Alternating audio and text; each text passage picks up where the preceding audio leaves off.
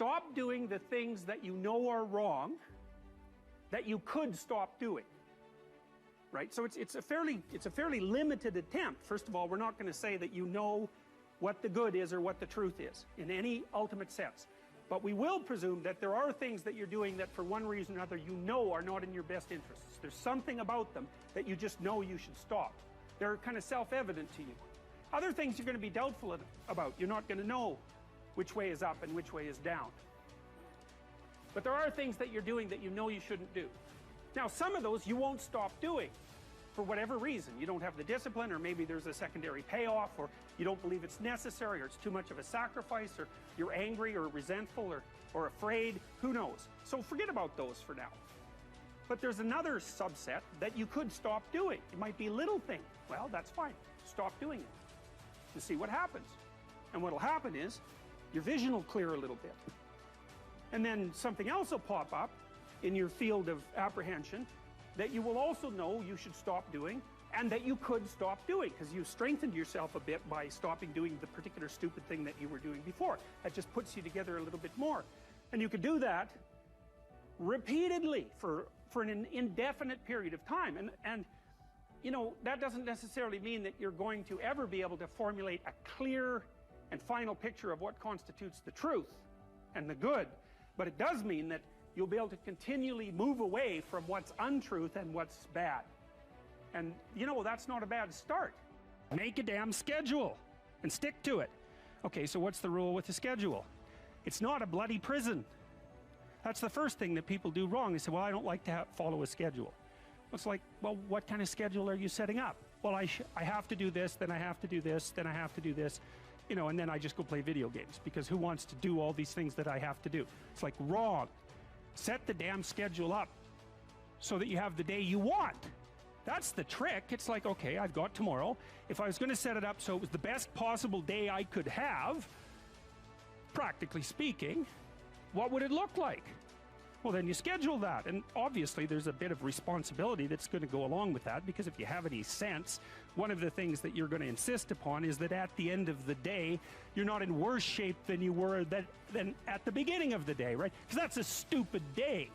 If you have a bunch of those in a row, you just dig, you know, you dig yourself a hole and then you bury yourself in it. It's like, sorry, that's just not a good strategy. It's a bad strategy. So maybe 20% of your day has to be responsibility and obligation, or maybe it's more than that depending on how far behind you are. But even that, you can ask yourself, okay, well, I've got these responsibilities, I have to schedule the damn things in. What's the right ratio of responsibility to reward?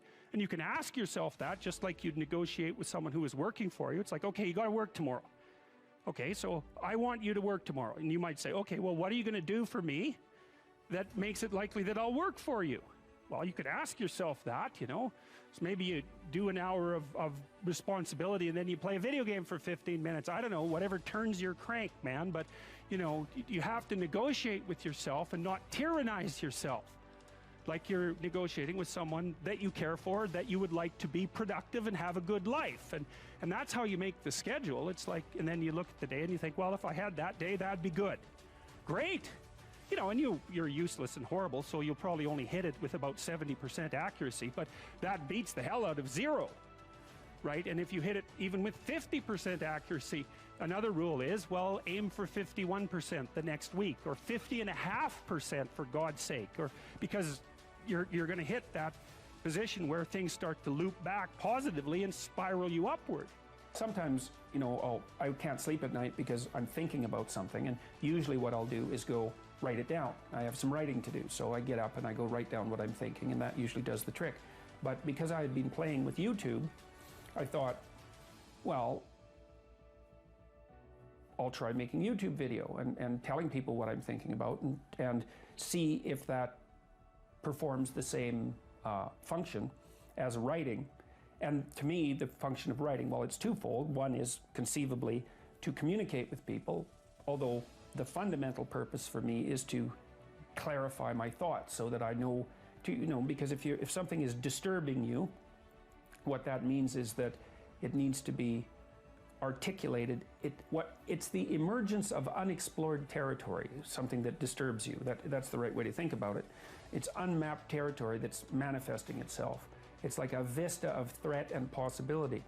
And you need to articulate a path through it. And so that's what I was doing. It's like I was thinking, well, this is bothering me and this seems to be why, and here's what I think is going on. And so I made the videos, and in some sense I didn't think anything more of it. You don't have to necessarily have done anything wrong for things to get completely out of control.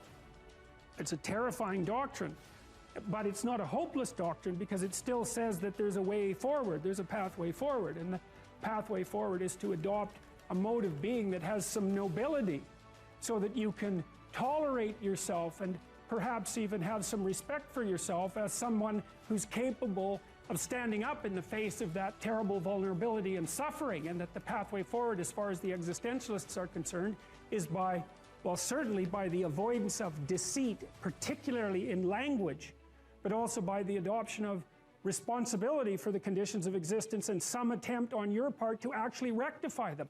And the thing that's so interesting about that is, well, two, as far as I'm concerned, and some of this is from clinical experience, you know, if you take people, and I've told you this, and you expose them voluntarily to things that they are avoiding and are afraid of, you know, that they know they need to overcome in order to meet their goals, their self-defined goals. If you can teach people to stand up in the face of the things they're afraid of, they get stronger. And you don't know what the upper limits to that are, because you might ask yourself, like, if for 10 years, if you didn't avoid doing what you knew you needed to do, by your own definitions, right, within the value structure that you've created, to the degree that you've done that, what would you be like? Well, you know, there are remarkable people who come into the world from time to time, and there are people who do find out over decades-long periods what they could be like if they were who they were, if they spoke their being forward. And they get stronger and stronger and stronger, and we don't know the limits to that. We do not know the limits to that. And so you could say, well, in part, perhaps the reason that you're suffering unbearably can be left at your feet, because you're not everything you could be, and you know it.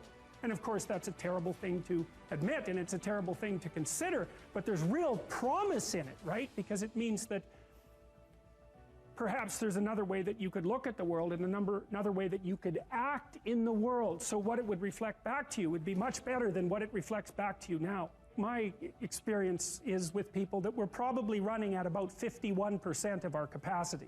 Something, I mean, you can think about this yourselves. I often ask undergraduates how many hours a day you waste, or how many hours a week you waste. And the classic answer is something like 4 to 6 hours a day.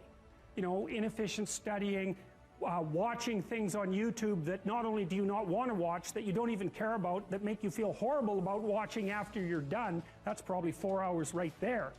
You know, you think, well, that's 25 hours a week, it's 100 hours a month, that's 2.5 full work weeks, it's half a year of work weeks per year. And if your time is worth $20 an hour, which is a radical underestimate, it's probably more like 50 if you think about it in terms of deferred wages. If you're wasting 20 hours a week, you're wasting $50,000 a year.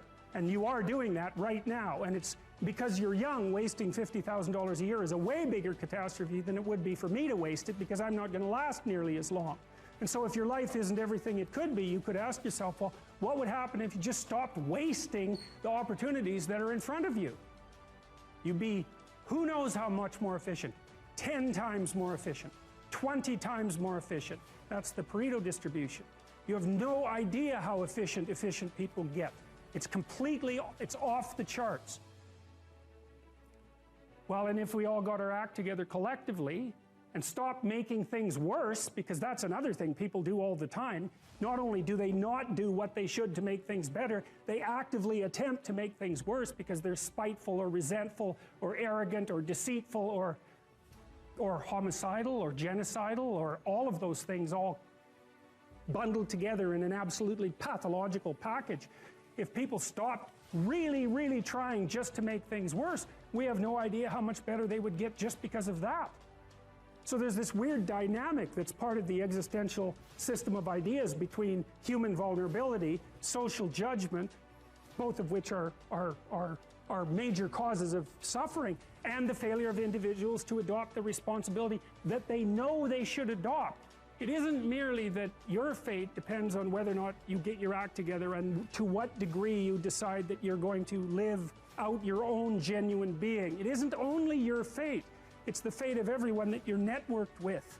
And so, you know, you think, well, there's 9 billion, 7 billion people in the world. We're going to peak at about 9 billion, by the way, and then it'll decline rapidly. But 7 billion people in the world, and who are you? You're just one little dust mote among that 7 billion. And so it really doesn't matter what you do or don't do, but that's simply not the case.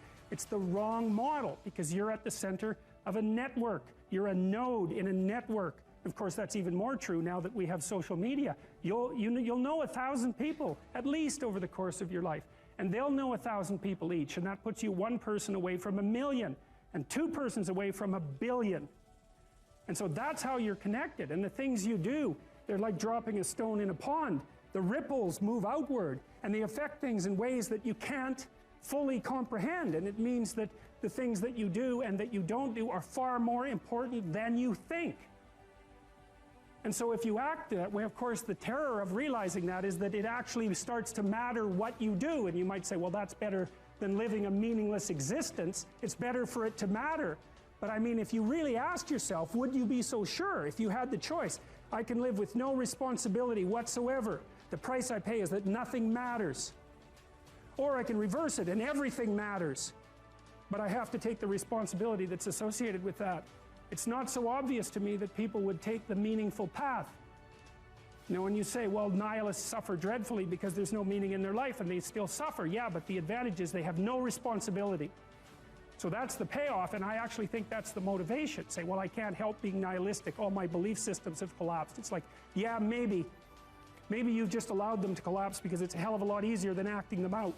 And the price you pay is some meaningless suffering, but you can always whine about that and people will feel sorry for you, and you have the option of taking the pathway of the martyr, so that's a pretty good deal, all things considered, especially when the alternative is to bear your burden properly and to live forthrightly in the world. Well, what Solzhenitsyn figured out, and so many people in the 20th century, it's not just him, even though he's the best example, is that if you live a pathological life, you pathologize your society. And if enough people do that, then it's hell. Really, really. And you can read the Gulag Archipelago if you have the fortitude to do that, and you'll see exactly what hell is like. And then you can decide if that's a place you'd like to visit, or even more importantly, if it's a place you'd like to visit and take all your family and friends, because that's what happened in the 20th century.